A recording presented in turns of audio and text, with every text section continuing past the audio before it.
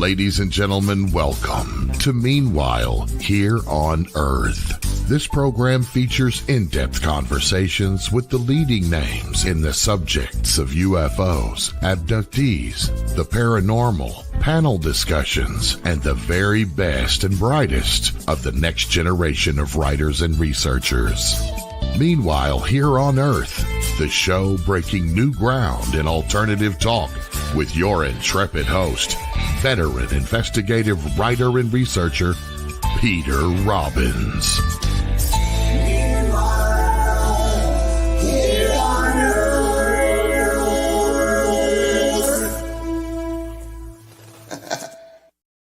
And welcome back to Meanwhile Here on Earth.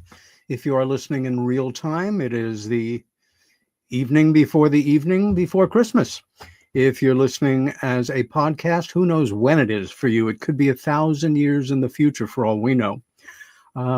Doing this show, often one-to-one for 2 hours, it's a certain kind of rhythm and a certain kind of approach to broadcasting. Having a couple or two people on, slightly different. But having a panel discussion, completely different. And I have wanted to do this one for an awfully long time. Our guests tonight are all friends and colleagues, people in broadcasting I respect and admire, and I am going to introduce them to you in first name alphabetical order.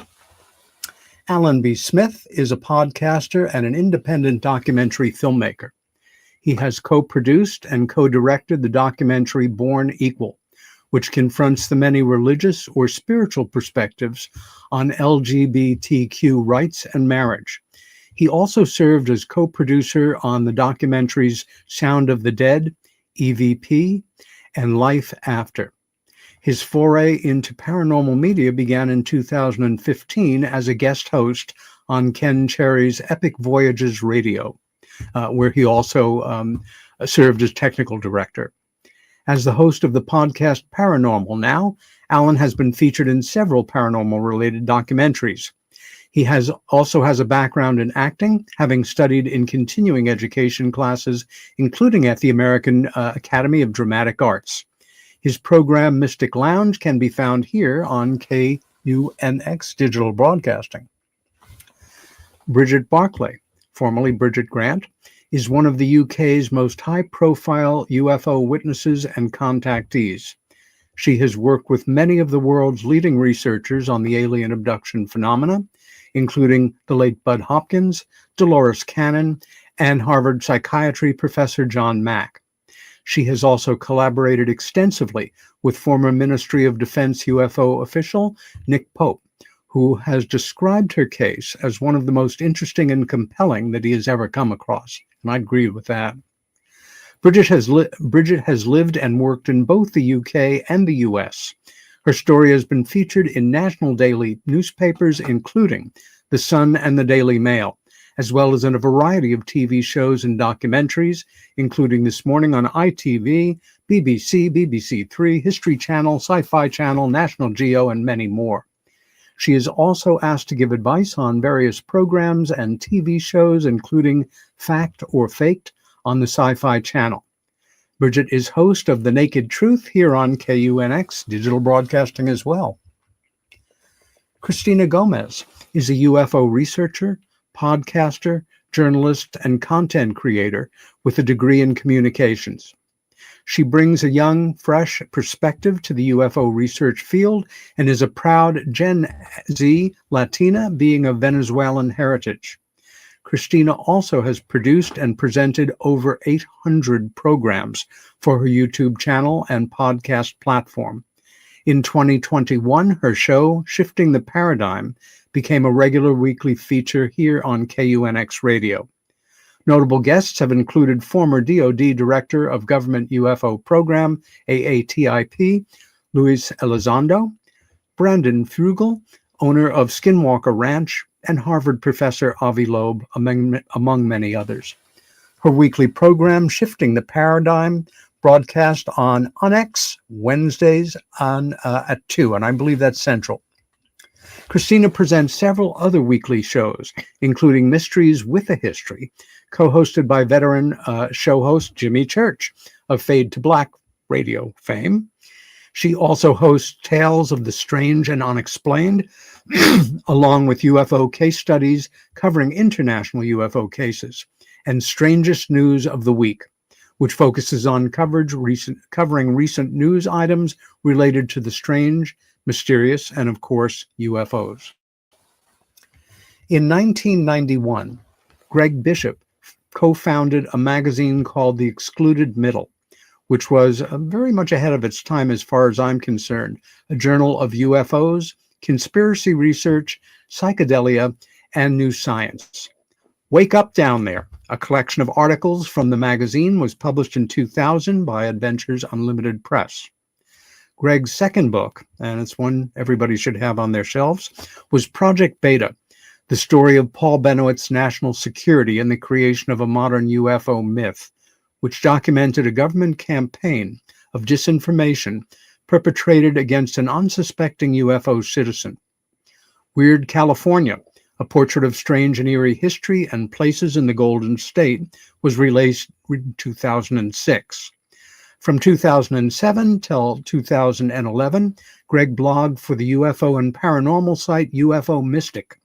His current book, It Defies Language, is composed, for the most part, of entries from that blog, along with older material and brand new articles written just for the collection. For 2 years, Greg hosted The Hungry Ghost, a radio show of interviews and music airing on Pirate FM station KBLT in Los Angeles. His current show, Radio Mysterioso, can be heard at radiomysterioso.com, and podcasts are available for download. The site features interviews with researchers as well as scientists and academics who are involved in fringe topics. Greg is a licensed he is licensed to fly aerial drones. We're going to talk about that, Greg. You've been a little too busy the past couple of months. For commercial clients, and is also a certified paraglider and ultralight pilot, as well as holding a private pilot's license. Last but not least, Soraya Askath has been studying the unknown for more than 30 years and is currently at work on 2 books. The first an autobiography, the other a book about new ways of looking at various phenomena he's been so involved in chronicling all these years. His studies have spanned the world of the unexplained, UFOs, and lost civilizations, having been a strong focus of his throughout. Perhaps not surprisingly, Soraya has also had a lifetime of strange experiences. He has been a broadcaster for more than 25 years now, and also hosting a heavy metal-based show called The Last Exit for the Lost as well. His show, that I met him through, his podcast maybe has the best name of any paranormal podcast ever in the history of the planet. Where Did the Road Go? ? And it is a pleasure to bring you all on board. Christina, Greg, welcome, or welcome back to Meanwhile Here on Earth. Thank you. Thanks. Hello. Yeah, thanks. Well, I'm exhausted. And that's a wrap. It's wonderful to see you all, and I have invited our producer, Race Hobbs, to join us at any given point. I think if I read his bio, we will completely run out of time. But I thought, for starters, in this world of UFO and paranormal research, there is a sliver of the pie, quite a fairly substantial one at this point in time, that is about broadcasting. It is about the human voice and being on, any aspect of the media to be your medium. Many of us have evolved into the broadcast realm. Some of us kind of moved right into it to start with. And I wanted to begin with a basic question for you all. I know for myself, it was a kind of an evolution. I began in much more analog form as a writer, and still do. But Because you've been doing this the longest, Soraya, how did you become a broadcaster, and what were you doing that led you into it? Well, I was just very interested in independent music and exposing people to new music, especially in the local music scene. So I did a zine, and I gave the zine to the woman who was running the metal show at WVBR, and she was leaving, and she just basically said, "Do you want my show?" And that was that. I was kind of like, "Yes, what?" Because that's what I wanted to do is radio, but I didn't think I had any chance of getting hired anywhere in radio. But she just gave me the show, and I've been doing that for over 30 years now. And at various points, we talked about paranormal stuff. So at one point, I was going to do a zine called The Shattering on like occult subjects and the paranormal, but I never actually got around to doing that. And had just a blog at one point. And we would talk about paranormal stuff on the show. And then actually my first real interview was with Walter Cruttenton on The Last Exit for the Lost as like a test run. And he liked how I interviewed him, and the audience really liked it. So I asked the radio station if I could do a show, and they said yes. And so I started doing a show almost 12 years ago. And yeah, I mean, it just kind of happened. I never expected it to be a podcast. Wasn't really thinking podcast. I was just thinking radio. But almost immediately, I think I had David Weatherly on, maybe second. And my numbers just went right through the roof on YouTube. And I was like, all right, what else can I do with this? Where else can I get this out? And it just grew from there. Because we live fairly close, and because you broadcast out of a live studio up in College Town. Yours is kind of the last show that I've done live from the studio on and off over the years. And at one point when Richard Dolan was staying here, you gave us a wonderful opportunity, finding out that we were both jazz fans, but of different kinds of jazz. And you asked us if we wanted to do a jazz show, and we said, hell yes. And we took over for a couple of hours and played jazz and talked jazz. And thank you always for that wonderful opportunity. That is up online. I think it's on the Last Exit page, though, under the Dealer's Choice shows. There you go. Brigitte, you and I have known each other the longest. We go back to more than 30 years when you first came over with Nick Pope to work with Budd Hopkins, and have been fast friends ever since. I know, obviously, that you are an experiencer. And how did your regular life evolve into being a broadcaster? Gosh, by a fluke, sheer fluke. Our good friend Race Hobbs, weirdly, a very good friend of mine that is also an experiencer that I have had quite a few paranormal experiences with and out-of-body experiences with, where we've both remembered and recalled the same things, and he's in America and I'm here in England. And he used to live in Arkansas. And years and years ago, when Race had his other radio station, we always used to talk. And I said, listen, you're from Arkansas. I said, I got a good friend from Arkansas. And I stated the person's name, and he went, he couldn't believe it. He used to go to school with the sister and knew the brother and knew him. And I thought, oh my God, it's just kind of crazy. So me and Race became a family very instantly, because obviously he grew up with such a good friend of mine and knew them very well. So it was last year, I believe the beginning part of last year, Race had kept prodding me for a few years beforehand. I went, no chance. I said, no chance. I'd just speak with, people over the phone, or, your Zooms and everything. I'm quite happy with that. All my friends and colleagues in the UFO world, I was more than comfortable with just doing that. And then Ray said, B, listen, it's no different than chatting with your friends. And I went, okay, I'll give it one go.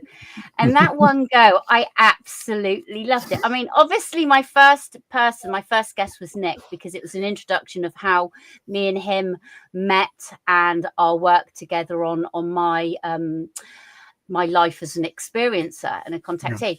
And I so I had it easy. The lighting was all wrong, you know, the mic was bad. I mean, you know, I have no knowledge on the internet wise. I'm not suave at all. And he goes, do you know what? I'll totally take that out of your hands. Don't panic. And I went, okay, I'll do it. So we did the first one, and that was it. I was kind of hooked on the first one because the adrenaline rush, you know, and I just thought, you know what? It's just talking to friends and new friends and people that can totally appreciate what I'm doing, and I totally appreciate what they're doing. So it kind of had to be to help this disclosure. So without question, it was a yes.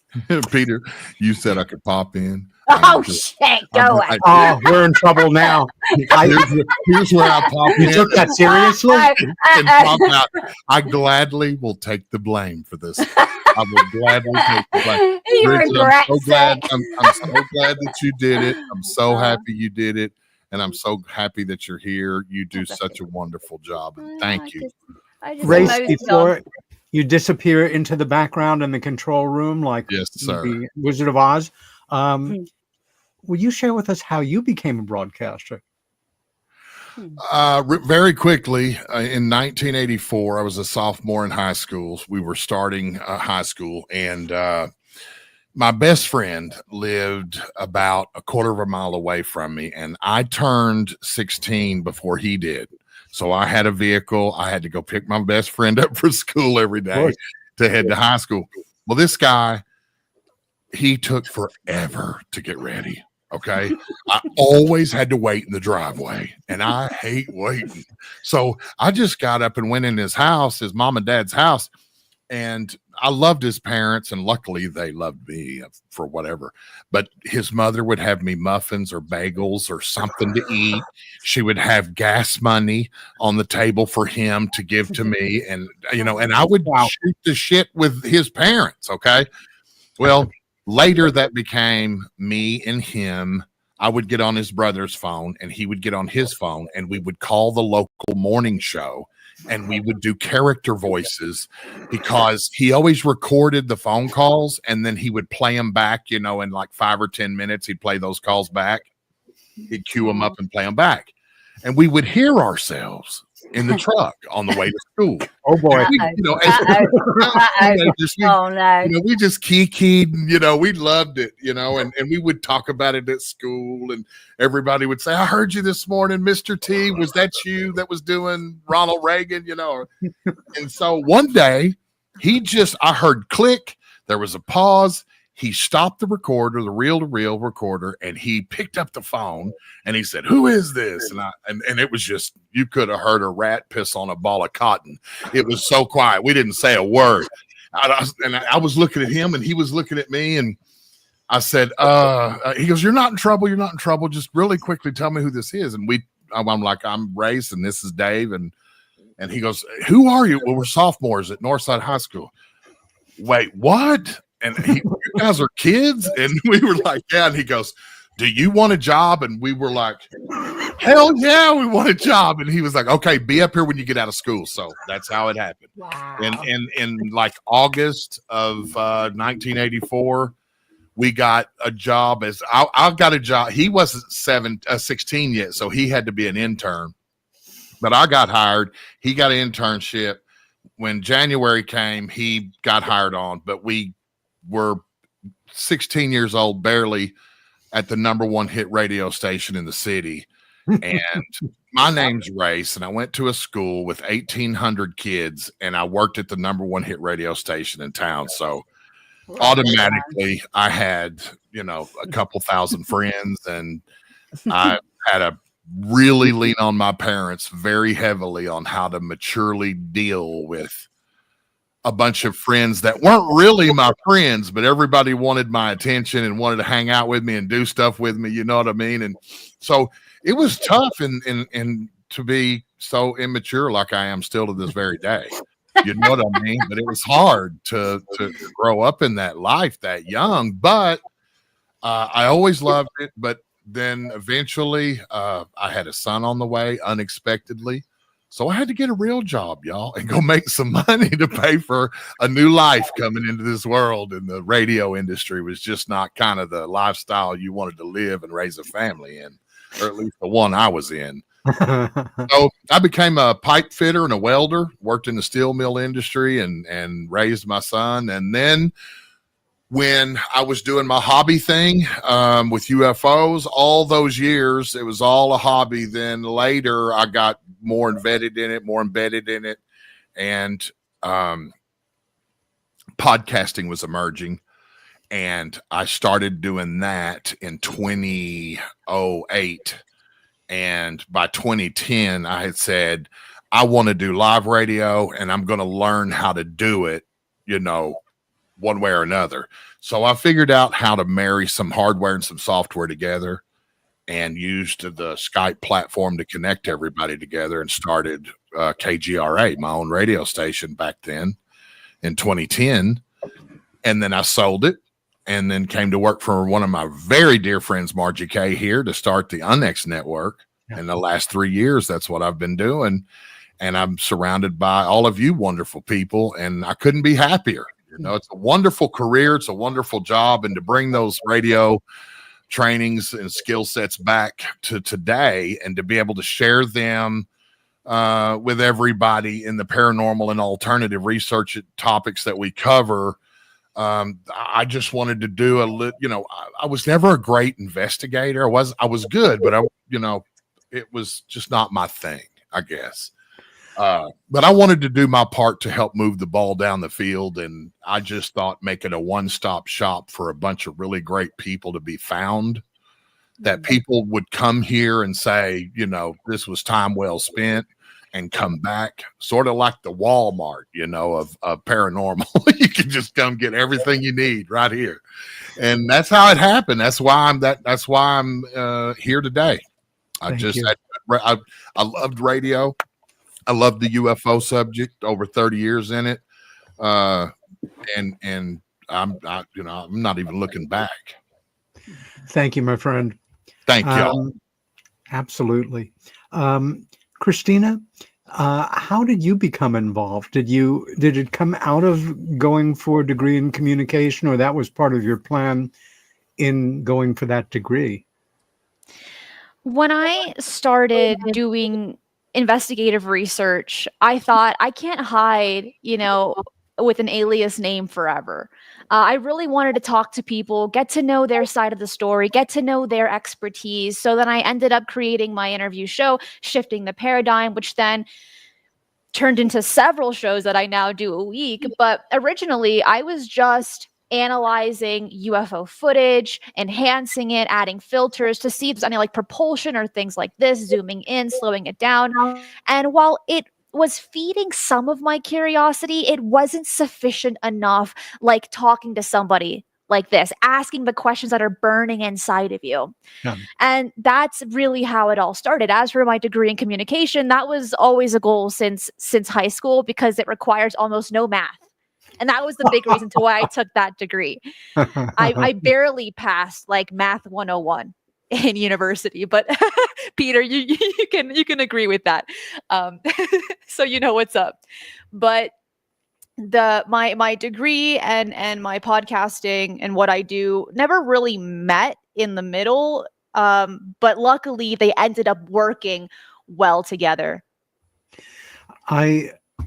There was a time years ago when I found myself wondering where the next generation of researchers and writers and authors and public speakers on the subject were coming from. This was certainly before the tic-tac kind of transition in 2017.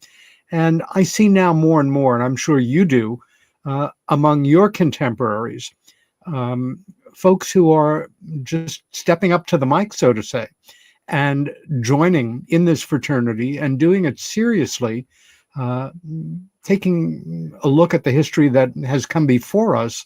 But I also wondered, as a young woman, and do you experience any kind of blowback because you're a girl, so to say? And I would repeat the same question to Brigitte as well, because, it's no secret that women have to work twice as hard for half the recognition in pretty much every area of professional life. Has that impacted on you at all? It did when I first started, when I had almost no credibility to my name. It was very difficult to get my foot through the door, to get people on, and to be taken seriously. However, as the years have progressed and people have seen my work, it is different. However, I do get some emails, some DMs, and some comments that I think wouldn't be written to anyone else in a more kind of derogatory way. But aside from that, overall, it's been good enough to be still part of the community. Yeah. Alan, how did you begin in this work? I mean, I know I read your introduction, but yeah, below that, a little more depth. Yeah. Thanks for having us all on, Peter. So I started about 10 years ago. Like my bio says, I was a guest host on Ken Cherry's live streamed. It was when kind of in that age of like what Race was talking about, where it was live streamed in a radio format. It wasn't sort of the live streamed YouTube style that we have now. So it was purely audio. There was no video. And I all I did was actually emailed a bunch different stations and people. And I just said, hey, I'm really interested in the UFO subject, something I care about. Had a sighting when I was younger. I just want to do something. I want to participate in this endeavor of trying to understand what it is. And Ken Cherry is just one of those people that emailed me back and was like, well, hey, we do need someone to help with the website or this and that. So I jumped on board. I did some of the graphic work. I did some website work, totally revamped the website. And then Ken was like, hey, do you want to jump in and just do a hosting one night? And I was like, sure, yeah, I'd love to. So my first guest was Ted Peters. It was a UFO topic. For those who are not familiar with Ted Peters, he is a reverend, a professor who interprets the UFO experience through a theologian's perspective. And I was hooked, like everyone else here. Like that was it. There's something about that vibe. And like you were saying before we went on air, Peter, the kind of masochistic desire to be live rather than, because I could podcast purely. I could do only pre-recorded, and polish it up as smooth as possible. And if there's any glitches, work it out. But that's just not my style. I have a background a long time ago in acting, and I loved improv. So there's just something about whatever happens live happens, and you just kind of have to deal with it. Yeah. And the truth is, recently, I won't give away too much, but I was interviewing Ron James live, and he said something he maybe should not have said. And because it was live, we got it. And I think that's there's something fun and exciting about that. That kind of like live reveal. And also I think that when you're live, talking to your guest, they are on the one hand, they could be more careful with their words, but on the other hand, there's this organic connection between you and the guest, because there is no, hey, Alan, can you cut that out? Can you, and because that happens on occasion when you're pre-recording. Yes. And so it just forces the more organic conversation to happen. So I mean that's it in a nutshell. And just an update on the bio. So originally I had a podcast of my own that I started called Paranormal Now, which became Mystic Lounge. Then I did like a side random episode of what I called Coffee and UFOs. It was totally non-committal. Yeah. And then I started taking the UFO subject more seriously, not more seriously, the time invested in it more seriously. So I ended up joining MUFON, becoming a field investigator. And as time was going on, I was really struggling with having two podcasts now, Mystic Lounge and Coffee and UFOs. And Mystic Lounge is much more metaphysical, paranormal, and Coffee and UFOs was the core subject of all things paranormal that I've always been drawn to and that I love. So I had to for a couple of weeks, I was really going through it, and I had to make the decision to let go of Mystic Lounge. And that's because, I work a full-time job. Like a lot of us, we do this because it's our passion. Yes. It's a passion subject for us. And I just didn't have the time. And I thought, okay, if I'm going to continue down this line of investigating UFOs, it just makes sense to stick to Coffee and UFOs and just do that only. So moving forward, that's what I'm doing. So on the KUNX network, eventually that'll all be changed on the website. It'll just be Coffee and UFOs moving forward. Cool. Yeah. Greg, you began, I think, like I did, more traditionally as a writer and then an author. Where did the inspiration for or the organic process that turned you into a broadcaster, how did that happen? Can you hear me okay? Just fine. Yeah, okay. I realized when I was a kid, I took my dad's reel-to-reel recorder and we did radio plays when I was like 8 years old. Fabulous. We wrote and performed radio plays. So it's great. That happened. And then in the 1987 or 6, I published my first article on UFOs. It was about contactees. Yeah. Then in the early 90s, I started a magazine with two friends of mine, the Excluded Middle, that was all UFOs, psychedelics, paranormal, conspiracies. And so around 96 or 7, a friend of mine was broadcasting on KUCI, which is the university station for UC Irvine. My friend Robert, who's actually a co-founder of the magazine. And I went and took a course there in FM broadcasting. Huh. And it was too much of a drive, so I didn't actually get a show on there. But then a couple years later, a friend of mine said, "Hey, there's a pirate station starting up. Do you want to be part of it?" I said, "Oh, yeah.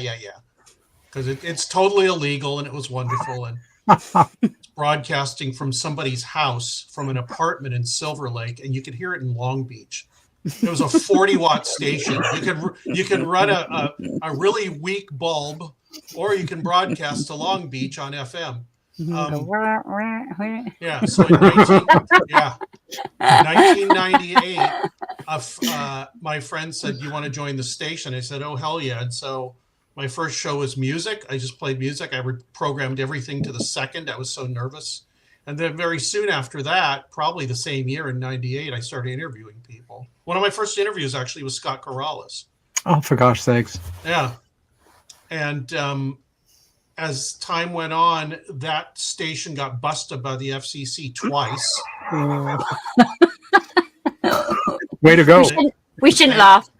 You should. They came out and turned off the transmitter because it was on top of a skyscraper in Hollywood.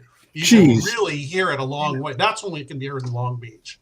Before that, it was mostly LA. But it was voted the best station in LA like for 2 years in a row. And it was illegal. It was a pirate station. I know Pirate Station. Yeah, of course I did. I remember. Yeah.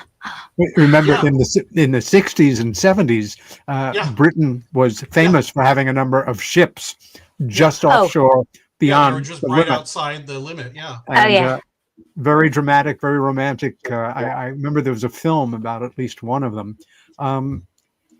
I will say, for me, I began more traditionally again as a writer and a public speaker, and then a guest on other people's shows. I think also starting to do interviews, which of course, when you first begin, there's a blinding self-consciousness to it. It's like, this is so cool. I am interviewing somebody on UFOs. This is really cutting edge. And I listen back occasionally when I want to beat myself up. And you listen to some of these interviews, and me, I don't know about you guys. It was this is so cool. I just got an answer from this person that I asked an interesting question to, and now I'm going to tell them what I think about it. And then you listen back and you realize Yeah. you were talking so much more than they were. It takes a while. It wasn't really until I started researching the British case in the Rendlesham Forest Bentwaters case that I really started to do a lot of interviews, and you get better at shutting up more and minimizing your question and learning that you can respond simply by going, Okay. or or just a simple piece of body language that will allow the person you're talking to continue on. It was about 5 years ago that my friend Race Hobbs gave me a call to find out if I was interested in hosting a show at KGRA. My first reaction was, wow, I am flattered. But wait, there are a lot of paranormal UFO shows, and a lot of them that I've heard are really good. Do I want to be just one more person doing the same thing? And if not, what can I come up with that hasn't been done? And I asked him and the owner of KGRA if I could think about it for a while. They said, sure. Big mistake. I thought about it for a year and then got back to him and said, I came up with an idea.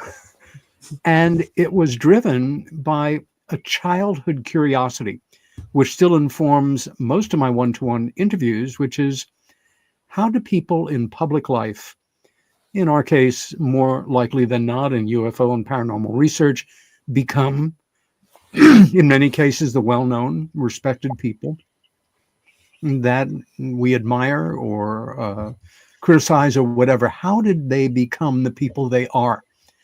And I realized if I asked those questions, beginning generally with a question like, where were you born? It gave them an opportunity to do a kind of interview that they weren't used to doing. Most of us, we want people on that we can talk to about current issues, about their newest book, their documentary, where they're going to speak next. And we get to that.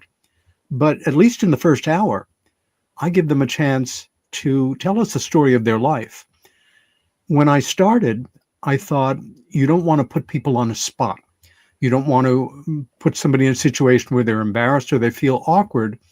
And as I progressed, I realized there was value in steering toward the awkwardness sometimes, or in some cases, the pain. It would sometimes come up as a casual remark that such and there had been a tragedy or a death or a shattering event in their life that caused the path to turn.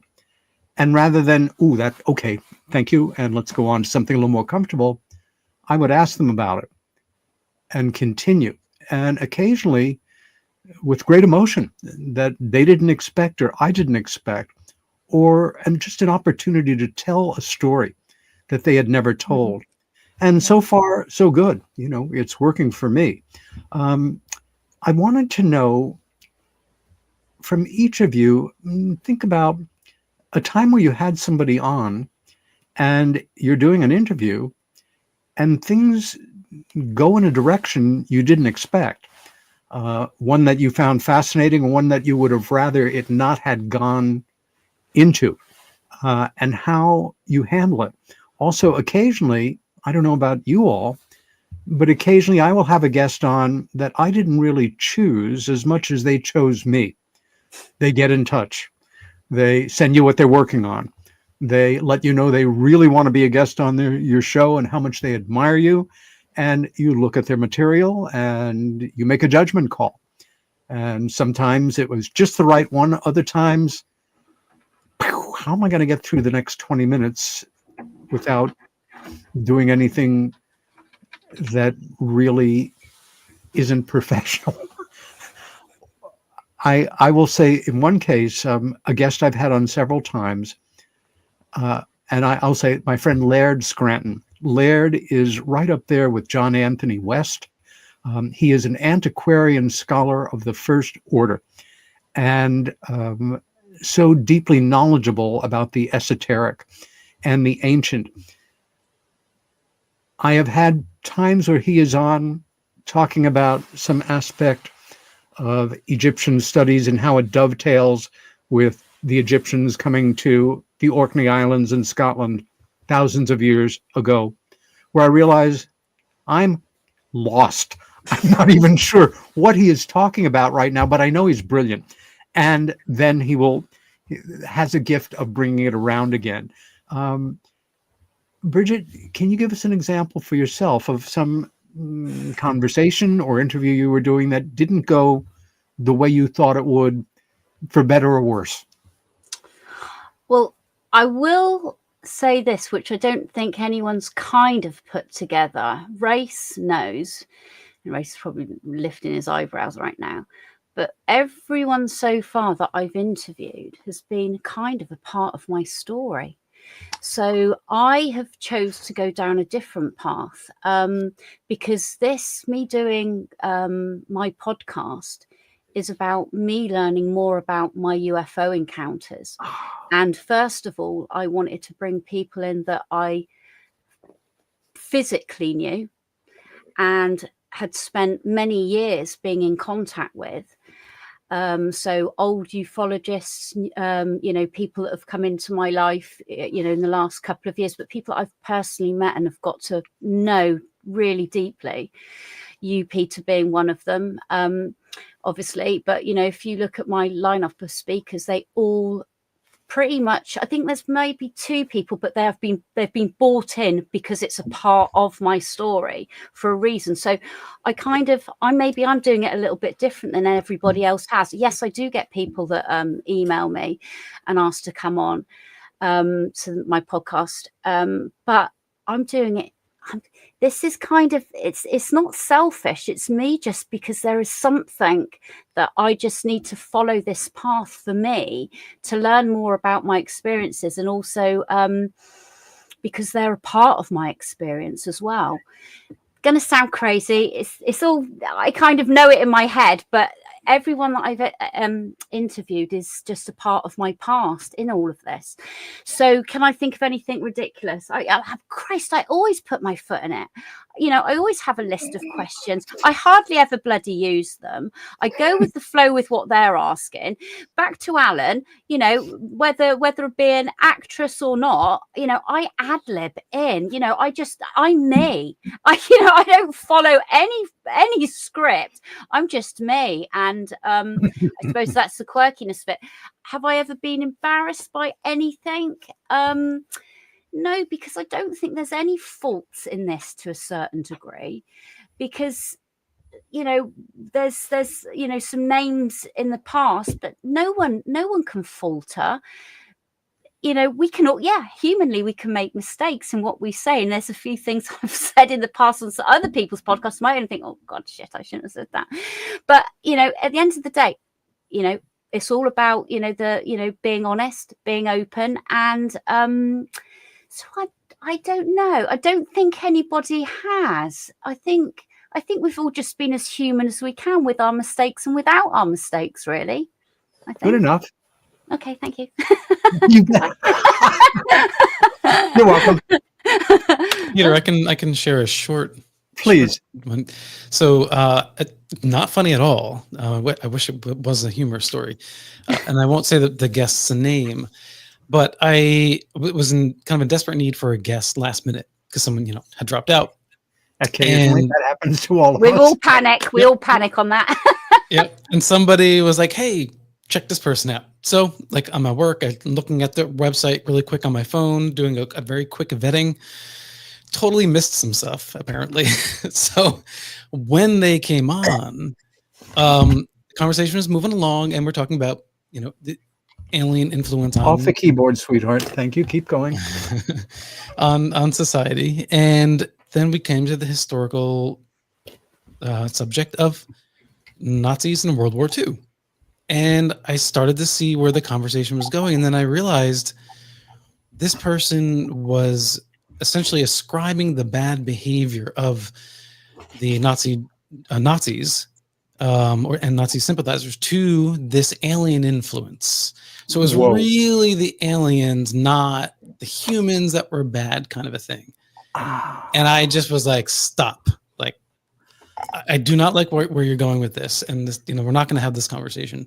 And in fact, it was, I wasn't quite as confident, as I am now. So I actually didn't feel like I addressed it well enough in the moment. The following week, I remember I addressed it again just to make clear, and I think I ended up removing that episode because it was on an older version of the podcast because it was just so profoundly offensive that it was unacceptable. Yeah.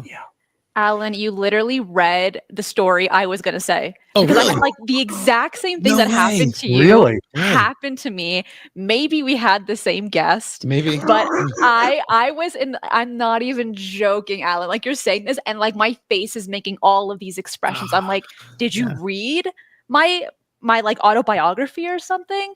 Because I was in that same situation. I was like, did I really need a guest? Someone recommends me a guest, and I'm like, after that moment, I very rarely take recommendations because most of the time they don't meet my expectations, which are high. Mm. And luckily mine was pre-recorded. And I was like, and I had done some research on this person, but I was like, hey, let's avoid the things that you had mentioned, Alan. I'm like, these are just not appropriate. Let's avoid it. This person couldn't stop himself and he just kept going. And man, I snipped that hour-and-a-half interview to like 35 minutes. And it was it was actually awful. And I was like, man, this don't take recommendations from everybody, right? But it's insane that you and I had literally the exact same experience verbatim. I do wonder. I wonder if people like that get the opportunity under those exact circumstances, and that's the only way they really can get on shows. They kind of just slip through the crack that way. Yeah. Where like you have a limited amount of time to do research on them, because it's always important to know your guests, ask the proper questions to get the most information out of them that they can share with the public. But right, when time is limited and you're like kind of rushing to get it together, that's where the flaws happen, the issues happen. And I learned my lesson. That was the first and last time I did something so quickly and that I took a recommendation last minute. Soraya? Any particular guests come to mind? You have had some extremely, you have had so many people in the area of paranormal at all levels. Anyone stand out for you as a show that you sort of felt you had either lost control of or that you wish had gone a little differently? Well, there are a number of recommendations of guests I've taken without looking into it deeply because I needed a guest and weren't great. But nothing as bad as that. They just weren't great. The first time I had Brian Forrester on, he was getting a lot of heat, and he was giving me. I'm live. I have a list of questions. He's giving me one-word answers, and I'm going, oh crap, is he going to keep doing this? And finally at some point he realized I wasn't hostile to him and he opened up and started talking, and I was like, okay. But I had this woman on, I don't want to say her name. She wrote a great book on lost civilizations, and apparently decided to try getting stoned for the first time in her life before she came on the show. Marvelous. So the whole show I'm like, so you talk about this in your book? And she's like, yeah, I do. And what I was thinking was going to be like a 2-part interview, because it was going to be, I had so much stuff to talk about, was basically me telling her what was in her book and her agreeing. And if I asked for details, she'd say, yeah, it's in the book. I've had that as well. Yeah. When you look at your clock and go, how much time do we have left? Is there any way that God can shorten this? I did feel good about the fact that listeners were like, you did really good with this. And I was like, okay, good. It didn't reflect badly on me. Greg? Yeah, I didn't quite finish my story about broadcasting. I went from that pirate station to an internet station, and the internet station went kaput. And so I bugged out because I already had everything ready, and I started doing the shows from my place, like probably in 2008 or 9 or something like that. Damn. Anyway, and since then, it's just been going. It's kind of on a hiatus now. But as far as embarrassing or weird or bad, I'll start with the bad. I did an interview with Lon Stickler, and somebody I think we were talking, it was when the MUFON thing happened, when John Ventry had that racist rant online. Oh boy, yeah. And then MUFON doubled down on it, and we were like, what is wrong with you people? If you don't even if you agree with him, for the sake of your organization, say this person does not reflect our values. And that's what everybody does. Yeah. And they hadn't. So we were discussing that. And later I looked at the comments, and this guy said, is the reason you're so interested in this is because he's Jewish and you're mixed race? And I said, so instead of erasing the comment, I wrote, I know exactly what you're doing. I know exactly what you're getting at. And you're on thin ice here. And if you say one more thing, that's it. And he never answered me again. Because I wanted to actually throw into sharp relief that this guy was being a dick. Yeah. So the other one that was my end, Greg, at MUFON. I was hosting the MUFON radio show then. Yeah. I couldn't get Jan Harzan to come on. I couldn't get anybody to answer to any. I was so frustrated. But yeah, that was my end. I get it. I get it, bro. Yeah. And then like a couple of years later, I mean, I was actually at Ron James's house with Chris O'Brien, the late Chris O'Brien. Sure. And he asked if I wanted to be on MUFON radio. And this was like a month after this. And I said, no, I don't. I don't want to have anything to do with them. I've changed a little bit now because basically they've tried to change. And also the organization is for the people. If they don't have that, I talked to some people. I was like, why do you keep going back? And they said, that's the only place we have. So, you have to deal with that. But the funnier one, I had Ray Stanford on a couple of times. And my friend Walter Bosley was on with me. He was co-hosting for a while. And Ray Stanford was talking about Project Starlight, where they put, cameras and receivers and all this out near, I think, Austin in the 70s to do some scientific research about possibly capturing UFOs on film and, on instruments and all that. And he said, and I was working with the Air Force, and Walter let him talk for a bit. And finally he said, Mr. Stanford, no disrespect, but I was in the Air Force and we would never do something like that. We don't go to some civilian researcher and tell them, please work with us now. Funny, that's what they said to Paul Benowitz too. And he said, and before he even finished his sentence, Walter was saying, well, I was in the Air Force, they don't do that. In the middle of his sentence, Ray Stanford just yelled, bullshit! And anytime, and then Walter would say, I know you don't think so, but I really have to emphasize it. He just kept yelling bullshit at him every time he opened his mouth. And then finally, I turned off the mic and I turned to Walter and I said, he's the guest. He's an old guy. Let's just drop it and move on. And Walter was like, and then he said, okay, we will. But I left that in because I thought it was hilarious. And then, and a couple of years later, I actually went and about 5 years later, I went and visited Ray and I hung out with him all day. And he showed me his all his files and his, what he had left of his films. And he was very nice and I had a great time there. But all I remember is that him yelling bullshit on my show live on the air at my co-host. And that was probably one of the best moments on the show. And as far as what you were saying about guests, very early on, I realized I don't want to ask what other people ask. I do want to find out what this person is like or what they do. And if, like I had Massimo Teodorati on, he's an astrophysicist. We were talking about intelligent plasmas because he was one of the only people doing work on that way back. I don't know, I had him on like 6 or 7 years ago. Halfway through the show, I mentioned paragliding because I do that. He goes, oh, you are doing paragliding? I was like, yeah. And the whole rest of the show, all we talked about was flying an aircraft, which was fine because I wanted to talk about it too. And And people say, why do you do this or why do you do that? Why didn't you talk to them about this? And I said, don't take this the wrong way, but I'm doing the show for me. Yeah.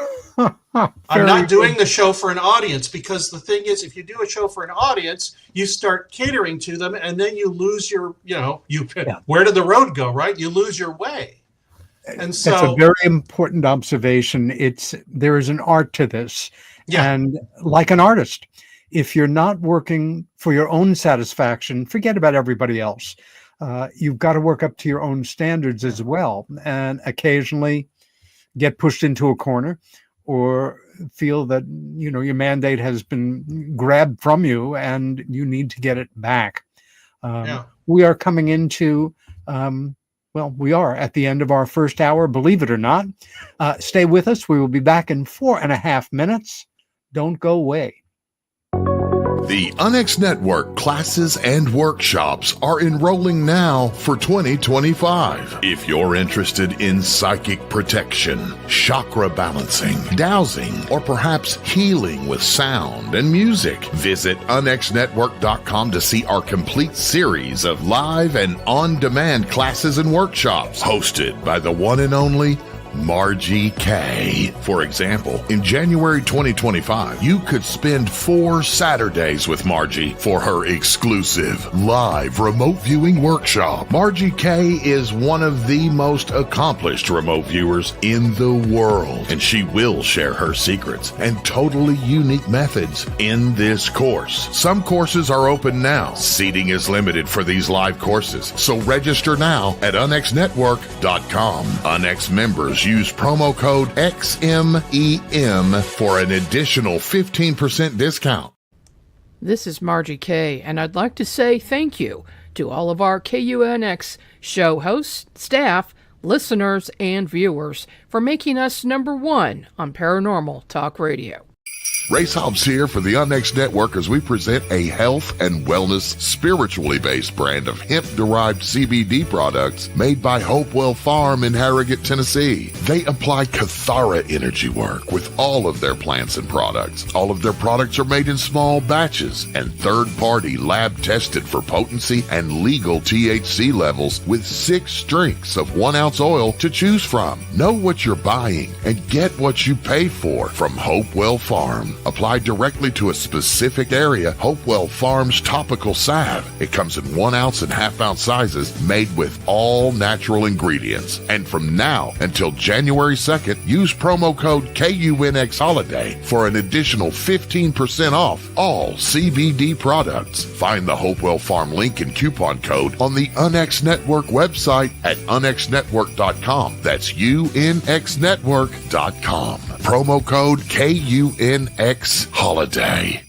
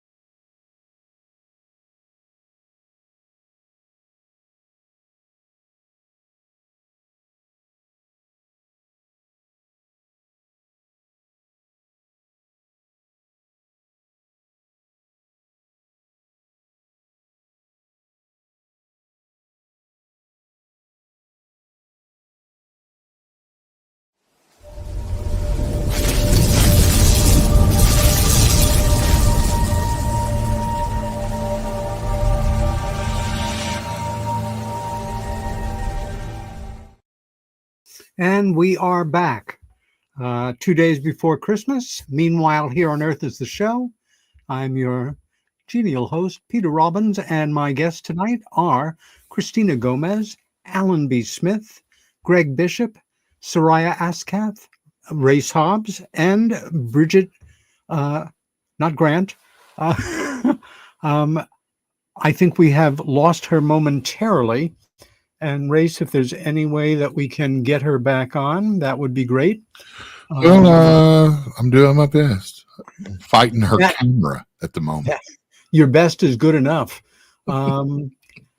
We have a situation going on right now, and that's Brigitte Barclay, by the way, where the drones that are in our skies are receiving attention on a level that we've never experienced. And this is kind of a golden age of conspiracy, needless to say, and theories are, spinning kind of out of control.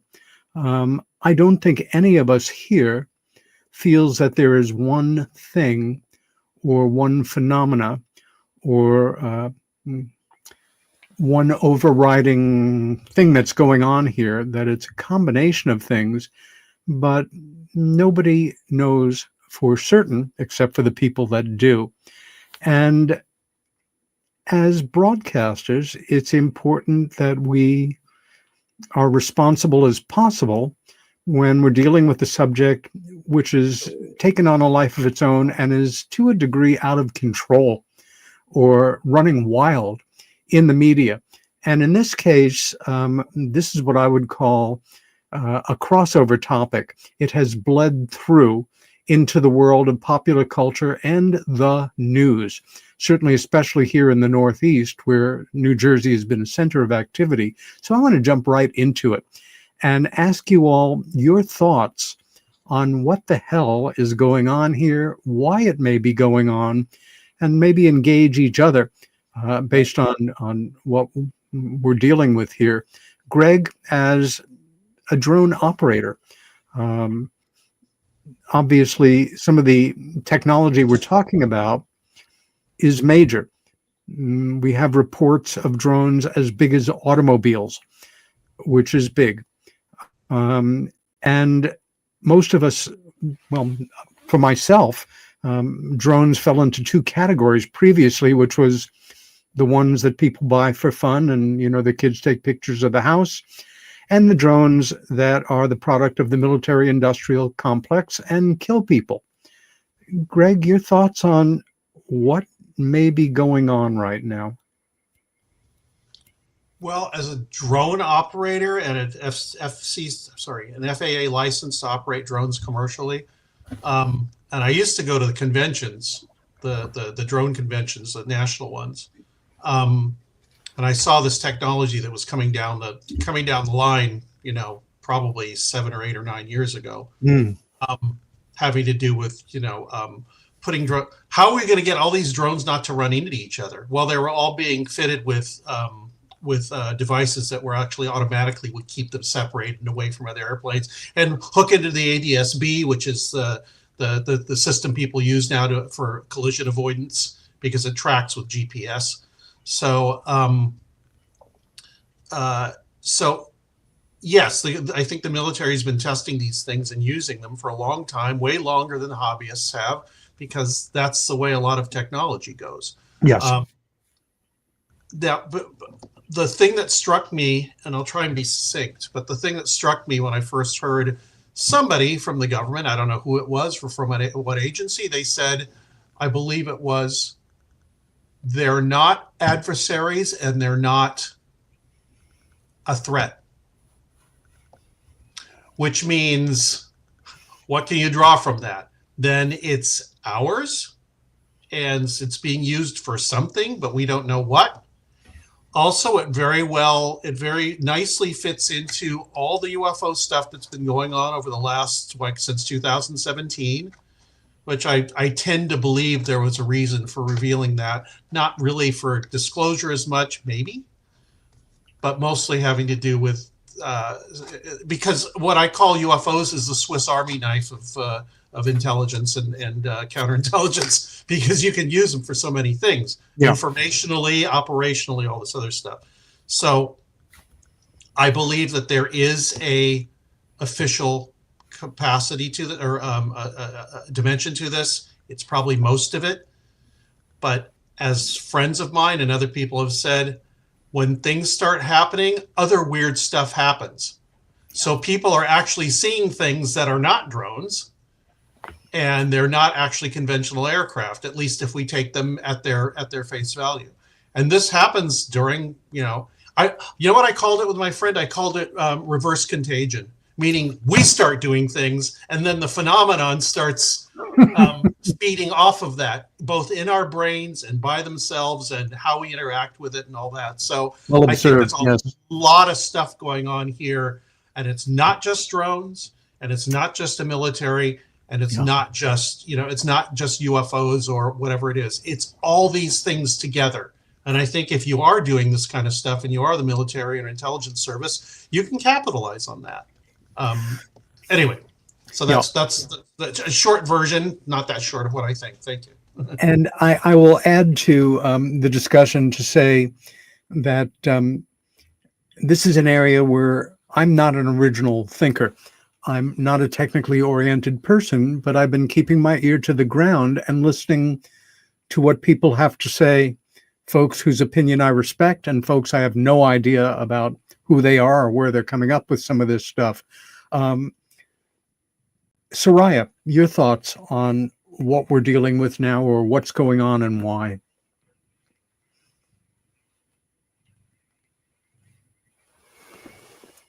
Your sound's off. No, your audio is off, my friend. It's usually controlled by the app, by StreamYard. So it's just at the bottom, there's a mute. Yeah. Okay. Well, let me ask you, Christina, to jump in while we're dealing with that. Your thoughts on this drone phenomenon?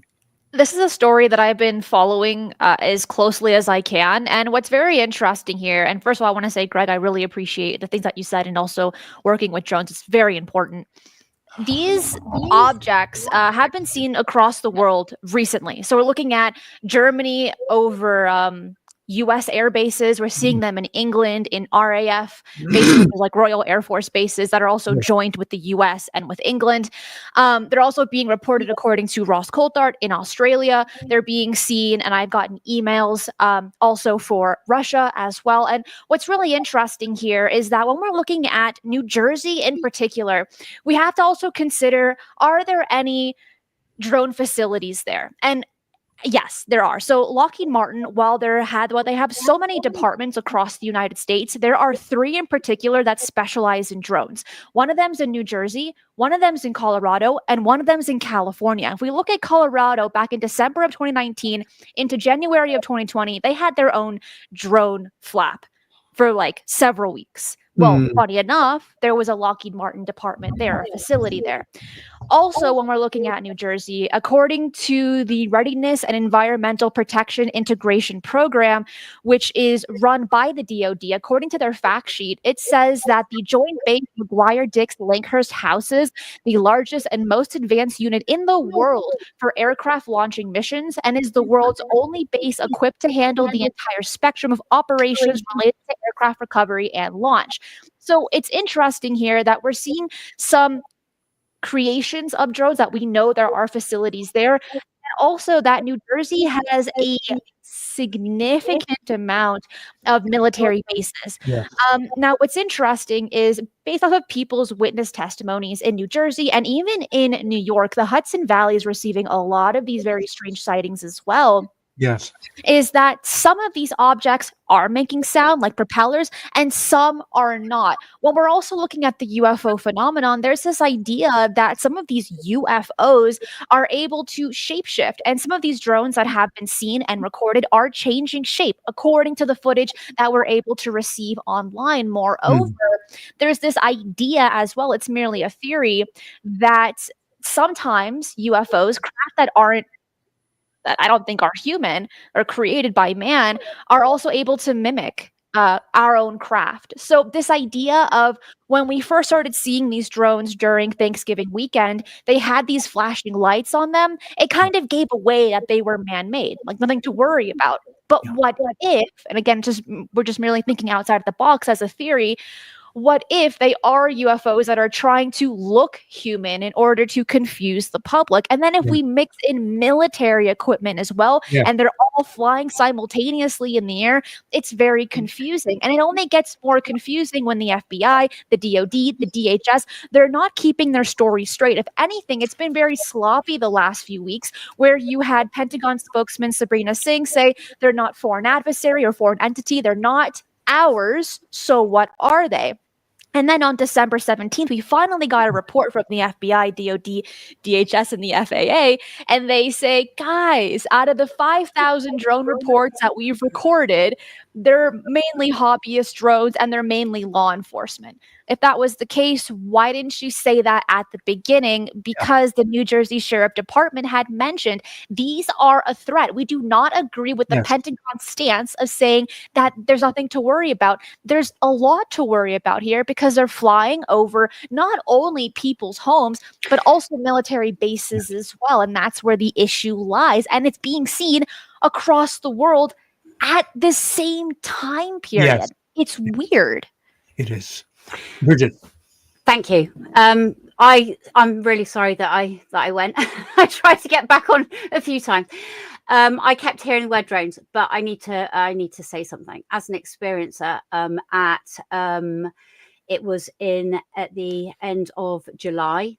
I was outside my house. It had been a beautiful evening. Stars were lovely, and I thought, you know what?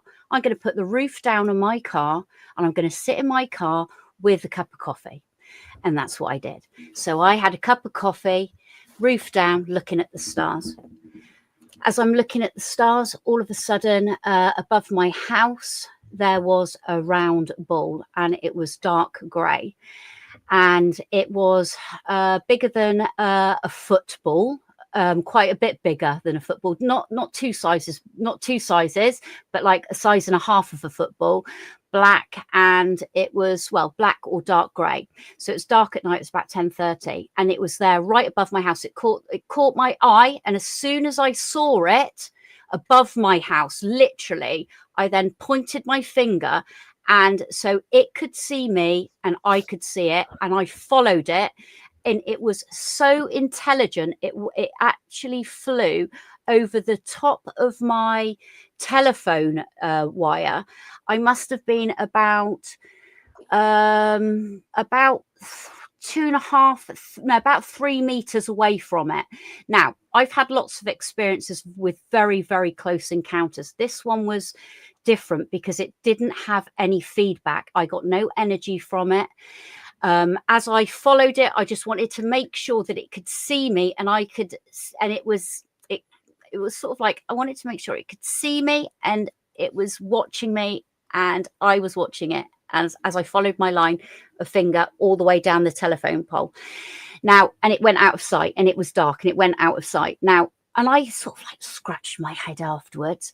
You know, you try and think of all of your other experiences you've had. And I've had, some different experiences with orbs, silver balls that other people have witnessed with me in various locations in America, here in England. And I was scratching my head because that was, I get them very close to my close encounters, but that was like, literally above my head. And I was scratching my head for about a week. And then about a week later, I thought to myself, right, I'm going to put a post on Facebook. And then I put a post on Facebook where I found, because then I really looked into it. I contacted Richard Doty. I contacted lots of people. And that was above my house. So I just heard Christina say that, these are flying above people's houses. Now, we're saying drones. This wasn't a drone. This made no bloody noise whatsoever. Okay, a lot of my encounters do not make a noise, but you get an energy from it, and you get like a communication from it. This had absolutely nothing. So that's why I had to sit on it for about a week and thought, do you know what? I can't sit on all of my encounters. They're not all on my website. You know what? I'll just put it on Facebook because anyone else. And I found a piece of footage that someone had photographed, had videoed one from way far away. And it's on my Facebook page if people want to see it. And then there's a long spiel between lots and lots of all different types of people. So this is in July, end of July, that I had this encounter right above my front door. So it's not a drone. So, you know, as an experiencer, it's right above my house. So quite scaredly now, I go outside with a bit of sort of anticipation, thinking, you know what, is it going to be there again? Because that was really quite crazy to be right. And then I think, well, do you know what? Because it's the same height as my bedroom and other rooms on that top floor. Could anything then? So just as hypothetically thinking, as an experiencer, is something at night, dark, not lit up, heavy object, hovering outside any of my windows to the front of my house, listening in, trying to communicate with me or anything like that? So, you know, it was quite different. So, you know, we call them drones. These things aren't drones. Let me jump in here. And Sorry. before I bring in Soraya and Alan, whose opinions I value and I'm curious about here, superimposing suggestions, ideas, people's theories, one of the things that was brought up that caught my attention was in the greater New York area, since 9/11, there has been a rational concern about a follow-up attack, but this time with a dirty bomb, which are easier to manufacture, don't damage the architecture as much as poison the atmosphere. And that there is a new generation of drones equipped with sensors that are developed to pick up radioactive signatures, and that the wave of sightings in Jersey was a test. And whomever is in charge of such things, and I'm being completely hypothetical here, they knew enough not to do the test over New York City, which would have caused a certain amount of pandemonium, I think, and had intense international coverage, as opposed to some miles away.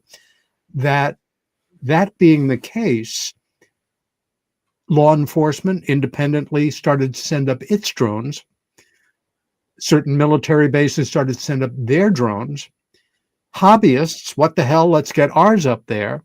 And then a certain amount of paranormal activity in terms of orbs, whatever they may be, whether or not they are technological or intelligences unto themselves, or like Tinkerbells that go around and try to pick up what's going on from the information. This doesn't seem far-fetched to me as much as just completely unproven. And whatever we're dealing with, again, is not just one phenomena, thing, or entity or organization. Soraya, your thoughts? Once again, we are having audio problems. Hold everything. By the way, for most of us, you have a computer. I got it. I got it. Soraya is the only one with no headphones, so I have to keep him muted. Otherwise, when you all talk, it gets a little bit of feedback there. So. Understood. I've been turning my mic off. That's weird. Okay, so yeah, my thoughts. A lot of the stuff you're seeing, like that news reports are putting up and stuff. One of my regular co-hosts, Saxon, is a pilot, and he's like, these are planes. He's like, they have all the things of planes, and they're just putting them on the news and everything else, saying, look at these weird sightings. So some of it is just normal stuff. I had someone send me a picture of the Starlink satellites, and I was like, yeah, that's Starlink. And so there's a lot of exaggeration of people probably looking up for the first time and seeing all this weird stuff in the sky and being like, oh, drones. On top of that, there is a lot of stuff going on, and the nuclear thing is a possibility. There's a whole corridor there that they use for testing drones. Yeah. And as far as them not making sound, you also got to consider that the technology that some of these corporations have that do not, get audited in any way, or do not have to report to the government, or you can't do Freedom of Information Act requests with them, could have tech 20 years ahead of what we know of commercially. Yeah. And what we do know of commercially, there are drones that you can literally sit in and fly around that are the size of a small car. Okay, well then they're above Experience's house. Don't come to me and just spy on me. No, it's not good. It's not good. And you also have, as we were talking, the mimicking the phenomena does of things going on.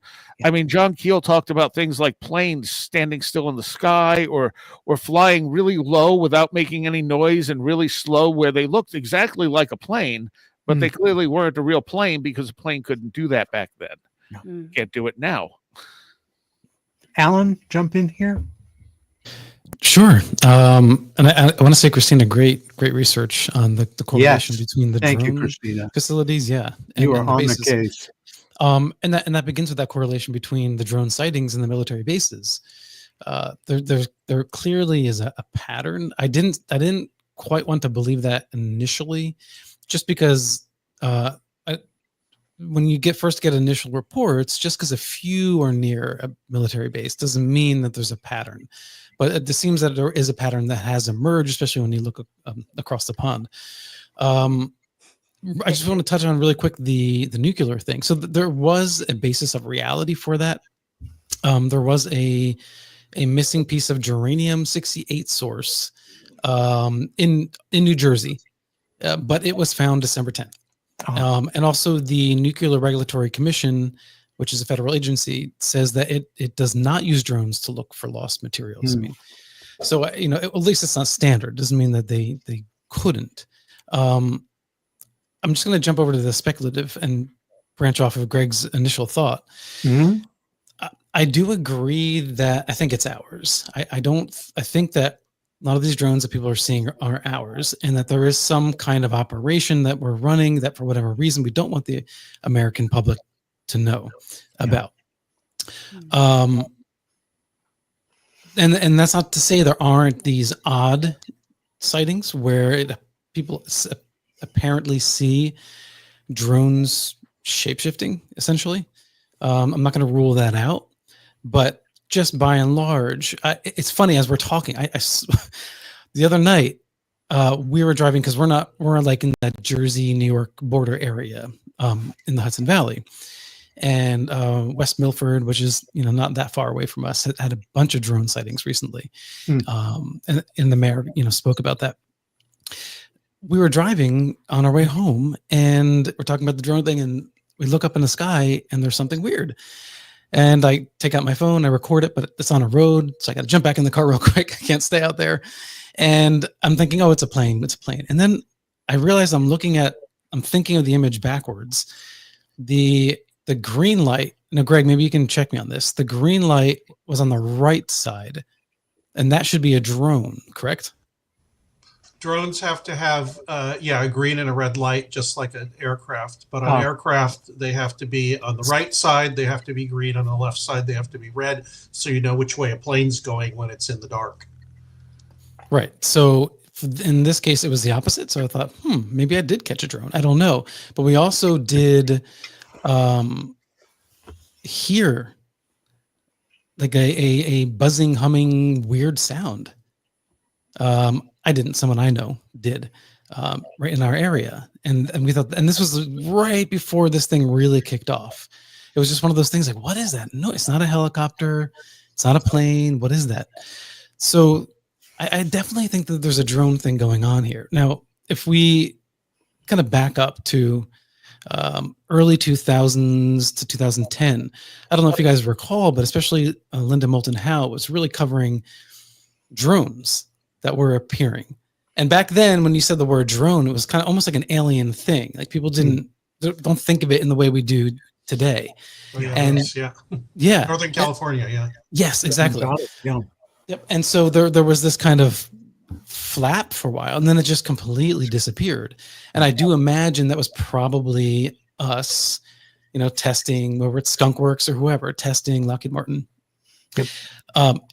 Now, if Lockheed Martin, if private companies, whether it's government contracted or not, if they're test launching these things, they still need to be reported. Now, I know, with drones, if it's below 400 feet, You can just pretty much fly however you want. But if you are above that, then you have to have like a radio ID.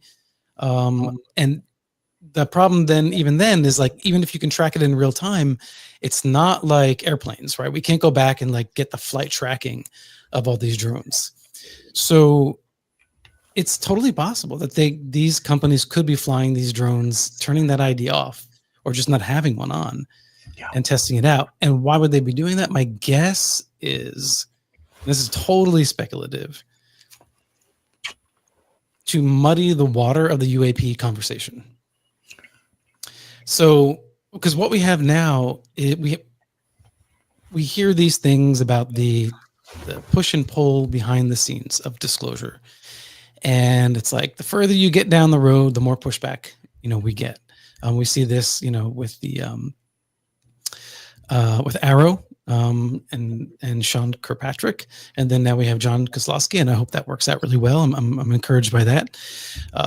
But then every time we take a couple of steps forward, I feel there's a pushback, and I think that this is part of that operation, because if the media is confused about what to do with reports of light in the sky, and for weeks and weeks and weeks, they just get exhausted of talking about drones. Now, whenever you say the word UAP or UFO, the first thing that's going to come to their mind is it's a drone. And honest to goodness, as a MUFON investigator, that's the first thing that comes to my mind too, when someone says, I see a light in the sky, because, you have to rule out all conventional possibilities first. Sometimes I get a report and it literally turns out to be Jupiter in the sky. These things happen. But I think that we're kind of exhausting the public to a degree. It's like conditioning. Conditioning, really. correct. Social conditioning. And it is exhausting on a certain level. I've had friends and colleagues, relatives, friendly acquaintances contact me, and I'm guessing some of you had as well, expressing genuine concern, and in some cases, real anxiety, and in a few cases, genuine fear. Because it's all out of control.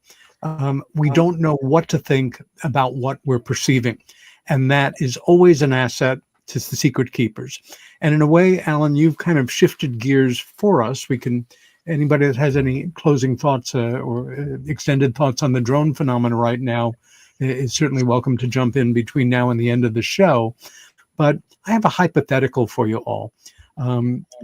When we refer to the UFO or UAP phenomena, it is, of course, a very big tent, and it covers quite a variety of potential phenomena, activity, intelligences, or lack of same. For me, personally, my focus has maintained on a relatively slim slice of the pie that I keep coming back to from when I first became obsessed with this topic, before I could kind of tame it and not let it run me, so to say, which is the so-called UFO abduction phenomena and that classification of beings that have come to be known as grays and what they're about. In the world of disclosure with a capital D, this is an area of concern for those who move the chess pieces around, who would rather that we look over here, not over there. It's fine enough in the House of Representatives for them to discuss the more amorphous aspects, more in the UAP area than the UFO area, phenomena rather than objects. Let's say that this story, when it breaks big. And an announcement goes out from various governments that we are not alone in the universe, that we are being visited, that we have habitually lied all this time, and that we are entering a new era where we need to confront this internationally and in terms of human beings and blah, blah, blah. Do we feel that in that post-era, that more attention will be turned to the work, the thoughts, the broadcasts, the writing the public talks that those of us who have been involved in this for years, or in some cases decades, giving us a more bully platform to work from, and certainly a larger audience, or that major media will do what they do and move to co-opt it as soon as possible. That people will not be listening to Steve Bassett as much as Wolf Blitzer or Fox and Friends, and that forget about those amateurs. We're major media people, and we're doing our homework behind the scenes, so trust us. And we've got something to talk about here, so forget about those podcast people. I think that's already happening. It is, exactly, totally. And I think about 10 years ago, I wrote something on UFO Mystic. And I said, as soon as academics and people that the media trust gets involved with it, nobody's going to listen to ufologists. And in some ways, that's a good thing. And in some ways, it's not a good thing, because it shuts down some of the debate. Yes. And the academics I know are very much not, well, they're academics. They don't like things being covered up. They deal with open information. Yeah. But I think that I mean, it's a paranoid thing to say, but I think even forcing everybody to say UAP is just like, it's one of the academics I know, Greg Agagian, he wrote an essay, and I think it was part of his book. When you control the nomenclature, or what people say, or how they talk about things, it controls how they think about them. Yeah. And so it's, I think we have to be aware of that. And like I said, I mean, I don't think anybody in the media is going to care about ufologists. They already don't. Because if there's not a PhD after your name, nobody wants to listen to you. Yeah. At least as far as that media is concerned. But the thing is, with the internet, I think people aren't going to listen to that as much. I think that in forums like this, there is still that other information available, for good and bad. That's what the internet is. It's a great force for good, and it's an amazing force for negative stuff too. Christina, your thoughts? Yeah, just our effort should be to keep the conversation open. Amen to that. Yes. And in today's age, less and less people are listening to the mainstream media. Their viewership has plummeted. YouTubers, Twitch, I don't know, Twitchers, whatever they're called, are getting the viewerships that the mainstream media can't even imagine of getting these days. So I think that while the media, they're bringing in like ex-military, they're bringing in PhDs, people are listening to these kinds of shows because they know that you're getting more grassroots information. And also, when this all finally blows off, ufology will become a required course in university. We're actually already seeing this in community colleges, one of them being in Oregon, another one being MIT. We're seeing it at A&M as well. And right now, these are electives. Very soon, when we begin to truly travel the universe, or we really have to understand life beyond human civilization, ufology classes will become mandatory for the majority of degrees. So I think we're on a prosperous path. It's been slow, it's been dirty, but I think disclosure will never, ever come from the government and getting this massive PSA of, guys, aliens. If anything, it might actually come from the scientists, where they're following the data and not the bias, or an absolute mass sighting, which would be incredible, but that's very easy to manipulate. We saw that with the Phoenix Lights back in 1997. It got brushed away so quickly when thousands of people saw something that they simply couldn't explain. And that's one of several just incredible sightings that people don't pay attention to anymore. Hopefully we are alive to see the disclosure truly happen, and we can kind of bask in that glory, in that limelight, right? But I think people will always have an interest in the strange and the mysterious, and that's kind of where this topic still is for the time being. But soon it will be incredibly mainstream, where you will be required to know this basic information. Yeah, well said. Oh, it's a heavy Brigitte. thing to take. I hope not, actually. Well, I mean, I've had these experiences all my life, and I think, you know, since I've gone public 30 years ago, I'm still kind of none the wiser in some of my experiences. You know, it's, you know, every experience just makes you scratch your head and just makes it expands your thoughts even more. You know, and every experience is totally different. So, you know, you can't learn one from one experience and take it into your next experience, because they're all so bloody different, and they're so complex and they're so complicated. And then bringing other people into the equation as well, of, you know, the reality when you're having that experience with somebody else. Sheesh, yeah. I have another hypothetical question I'd like to toss out there. We all know that since Harry Truman was president, this subject has been denied, rationalized, explained away by every American administration, either actively or passively. It doesn't matter whether the president or the prevailing party is on the left or the right, Republicans or Democrats. It just keeps getting inherited further down the line. My thought has always been that different presidents are briefed in different manners and given different information or information withheld based on how the intelligence community and the military feels about them as individuals. And what they can or should know. We're coming into a period here in the United States where in a month we're going to change administrations.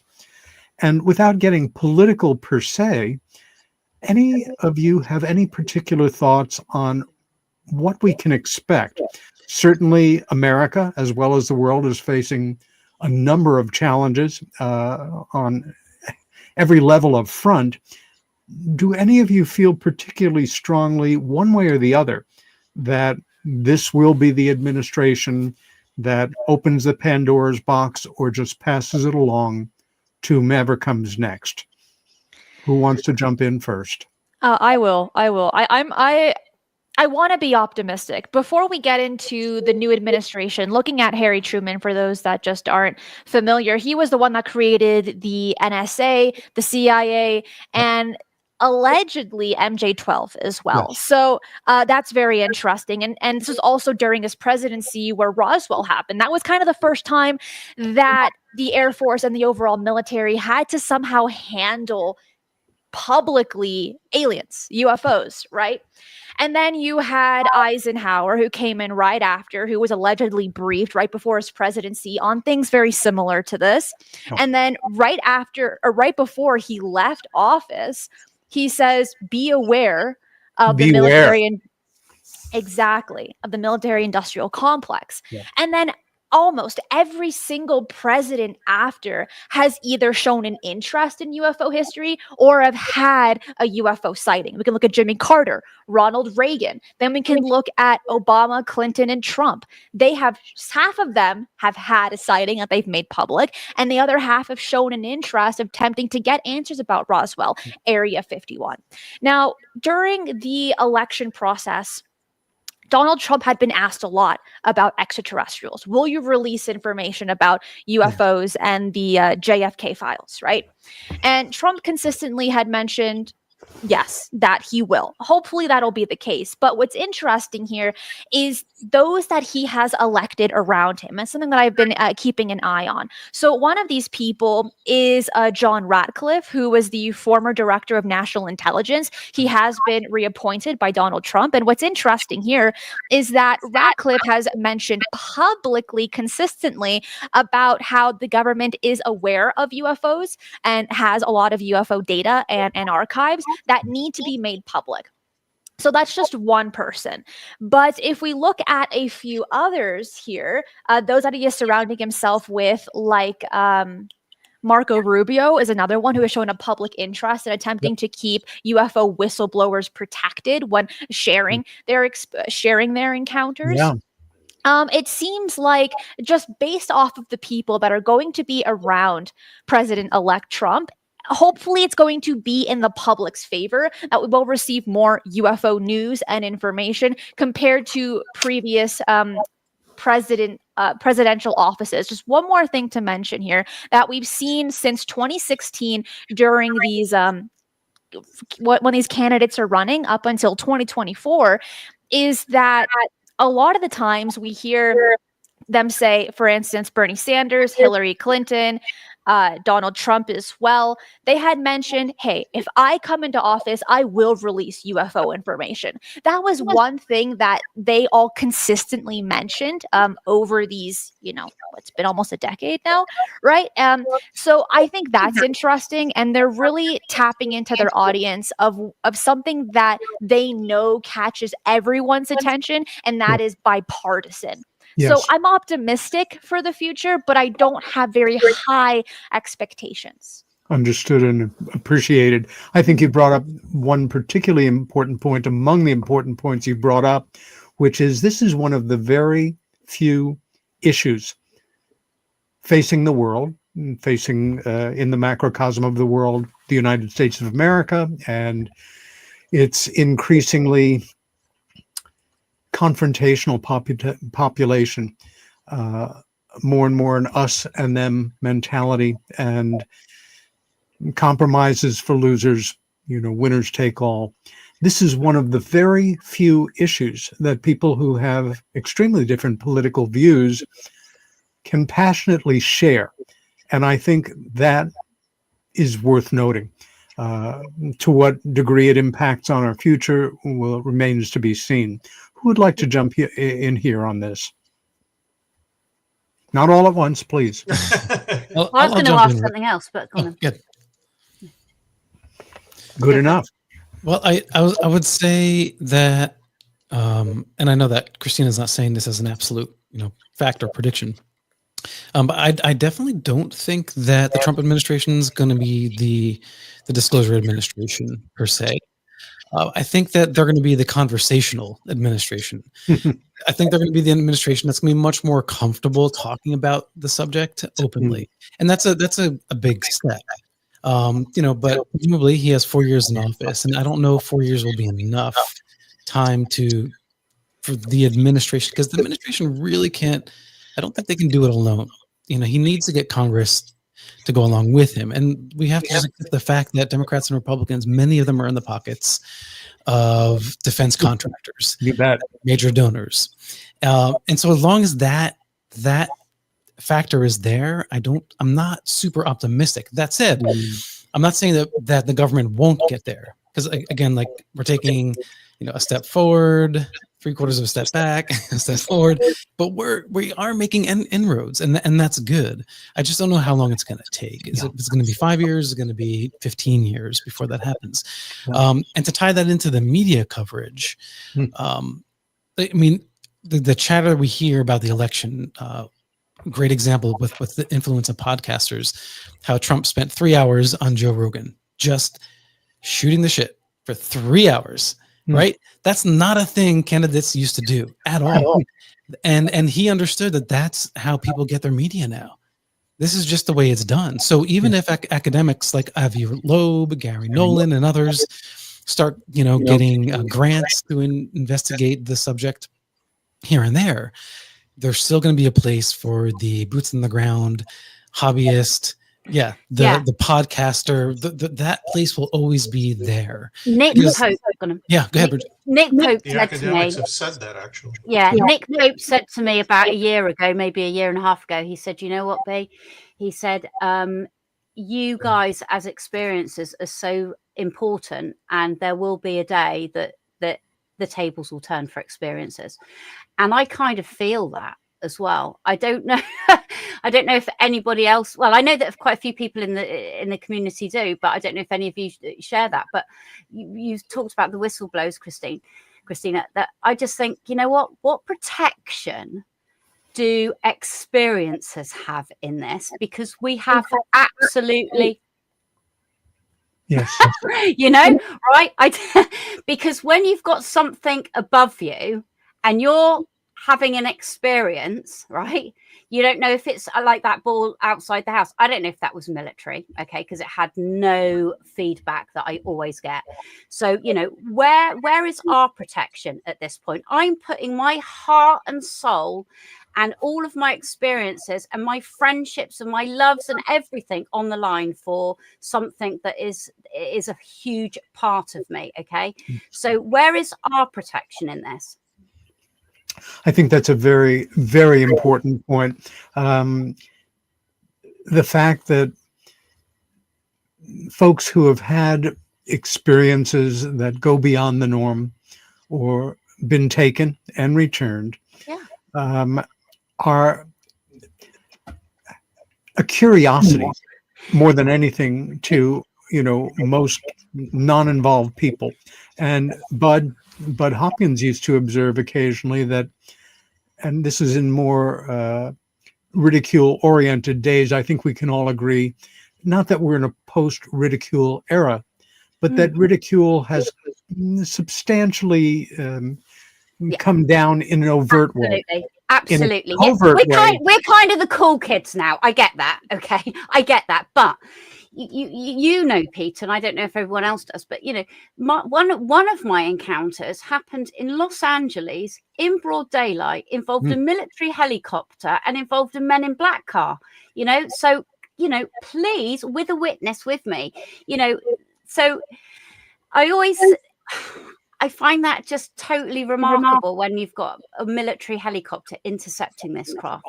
So, you know, am I not going to be protected in some way, or my encounter further looked into by MUFON? I mean, I reported it at the time with MUFON. Well, I mean, to kind of validate what you were saying, Brigitte, too, I think that the hard fact is that the legacy media, the government openly, and the public at large will not accept the abduction phenomena experience seriously until we get actual disclosure. Because once the government comes forward and says, but you know what I mean, the official, I know, yeah. Because then that gives them the okay, like, oh, extraterrestrials or what have you are visiting here. Well, if that's possible, then maybe these other people really are having these visitations. And unfortunately, it's going to take that, I think. That's what Nick said. Yeah. Majority. But then Nick said that you guys will be the important ones, and I don't want to be an important one. All I want to do is tell everybody about my encounters, the same as everybody else, you know. But I just think there's got to be some, you know, things to protect us if people do want to start knocking at our doors and start talking to us seriously. You know, we're coming into our last few minutes right now, and there is this mantra that has been part of our culture since the very first episode of The X-Files, I want to believe. This longing for a new pantheon of gods to help us out of the mess that we have created here on Earth. One of the reasons I've always admired Greg Bishop's work is he takes a very particularly pragmatic stance on all of the what ifs and could be's. And sometimes that includes rejecting these lovely, well, not lovely, but these more dramatic notions.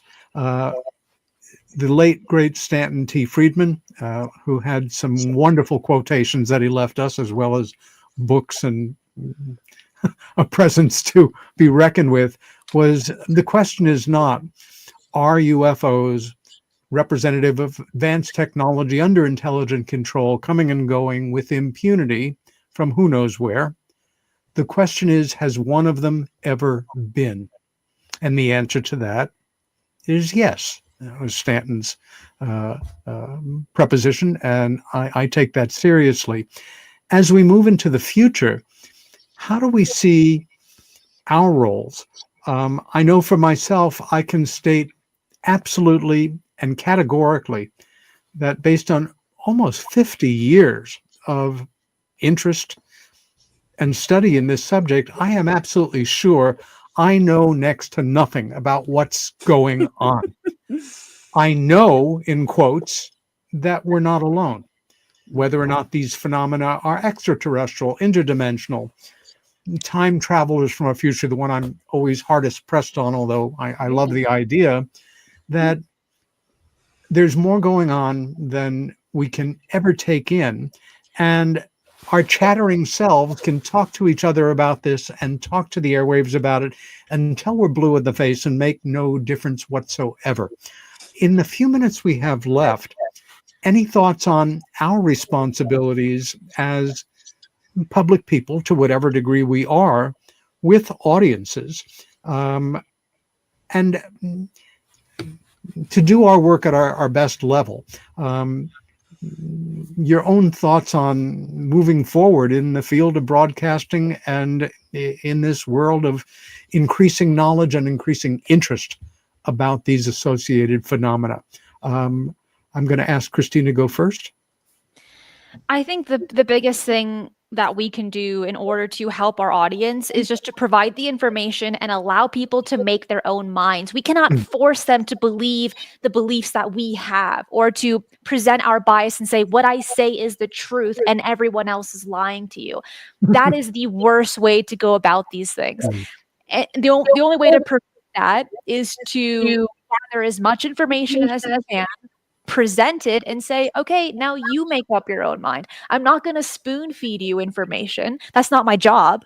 My job is to talk about this openly, to have a good time, and to spark that curiosity, spark that interest. That's what this, one of many reasons, what this is all about. And that's probably one, in my opinion, one of the best things we can do. Yeah. Soraya? So I would say I'm going to steal something from Greg Bishop here. Ask better questions. But I'm also about getting rid of boxes, getting rid of assumptions, especially cultural baggage that we put on this stuff. Yeah. Because I feel like when someone asks me if I think, if you think this phenomenon is real, whatever, my point is always, this stuff has been experienced by different people throughout recorded history, cross cultures. All these people aren't making the same stuff up. They're naming it different things. They're describing it differently because they're describing it within cultural standards. Yes. So once we get rid of that, there's no question there's something going on. And whatever it is at very least a human experience, if not also connected to another intelligence somewhere, and maybe various different types of intelligences, because I don't think there's one thing going on. It may be multiple things that use a similar method of communication with us because we're so damn limited. We are. Should I talk? I think so. I think you should. I'll try and be quick. Well, good luck on that. Yeah. I don't feel a responsibility for anything. My responsibility is to explore as deeply as I can, talk to the people I think are not being listened to, that I think have something interesting to say. Yes. If a good thing comes out of that, then great. And as far as ufology being mainstreamed, I don't think it should be. I don't think there should be classes in it. I don't think there should be degrees in it, because once you put the thing into a box, it is not going to fit in that box. It never has, and it never will, and that's what makes it wonderful. Now, as a discipline to study it, yeah, I think it'd be great, but to codify it in that way is, I think, would be doing the phenomenon a disservice. And since 2017, I think whatever's going on with the government, I think somebody wanted to do something and it metastasized, and now it's everywhere, and they don't have control over a lot of it. And the final thing I want to say is this quote from J. Allen Hynek that a friend said to me the other day. And he said in 1977, you can cover up knowledge and you can cover up ignorance. I think there was much more of the latter than of the former. Yes. So I think a lot of the cover up is like, we don't know what to, and all of you people know this, and I think you agree with it. We don't know what to do with it, but we're going to do what we can with it, as far as intelligence and all that. And if it's another intelligence and it's it is a non-human intelligence, I think that these people that are talking about it in Congress and all that have an absolute sincere interest in finding it out, just like we do. But they Yes. have jobs to do. So Amen. anyway, thank you. Thank you. Alan? Yeah, really quick. I meant to broach this earlier, and I'm really curious what everybody thinks. There tended to be in the past, like every 7 or 10 years, you would have a major flap. You know, let's go back to the early 80s and the Hudson Valley flap. Then you had the 87 Belgian flap. Then you had 97. You had the Phoenix Lights, 2008. You had Stephenville. You had these major, like, not just flaps, but visual sightings, huge sightings. And so after 2008, I was waiting for the next big one, and it never came. Mm-hmm. And I do wonder, because we hear this argument from the skeptics a lot, like, well, we got billions of phones pointed up in the sky. Why don't you catch a UFO? Obviously, they're intelligent beings, so they know what they're doing, right? If we take that stance. And maybe they've pulled back. Maybe like we're not going to get that big sighting anymore. Maybe those days are gone. I just want to put that out there. I don't know what anyone else thinks about that. Until we stop paying so much attention to it, then it'll come back, I think. Maybe. That's an interesting, but I do think that I have more of a responsibility now than I used to think that I do, because I used to enter this in a much more infotainment sort of way. Now I do take the time to try to call out fake videos, generated CGI videos, because there's a lot of people that get caught up in that stuff, and you kind of want to just help them a little bit, just to separate what's real and what's not real. And that is a perfect note for us to go out on, because all of you know that moment of you got to be the hard ass and say, time's up. Brigitte Barclay, Christina Gomez, Soraya Asketh, Alan B. Smith, Greg Bishop, thank you so much for joining me today.